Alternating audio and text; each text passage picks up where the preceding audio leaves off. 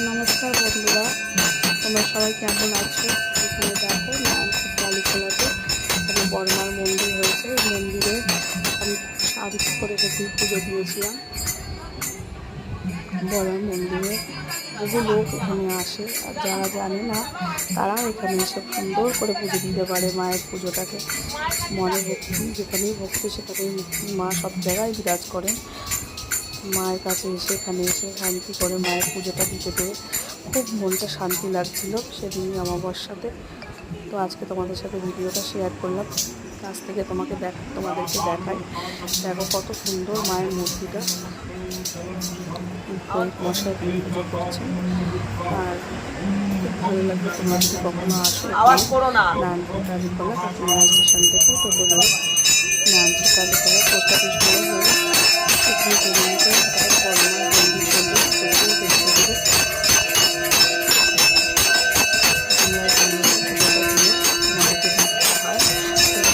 কত সুন্দর এখানে বড়মার মূর্তি আছে। মূর্তি আমরা এখানে আমি তাদের সাথে খুব ভালো পুজো দিয়েছি।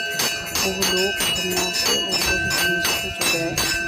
তবে বললে আমি সেদিন খুব শান্তি করে মনে ভক্তি করে শ্রদ্ধা শান্তি করে পুজোটা দিতে পেরেছি। মনটা একেবারে শান্তি হয়ে গেছে।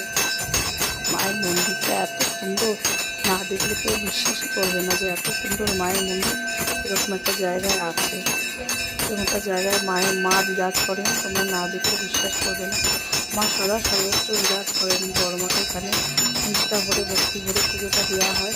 তো এখানে আমি পুজো দিতে পেরে নিজেদের জন্য মনে মনে করি। মাকে খুব কাছ থেকে দেখতে পাই, মায়ের পুজোটা মন শান্তি করে দিতে পারি।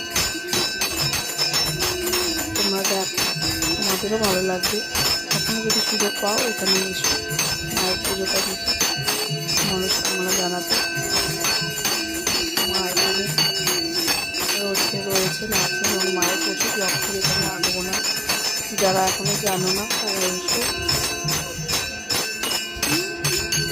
জয় বড়মা, জয় বড়মা। সবাইকে ভালো রাখো।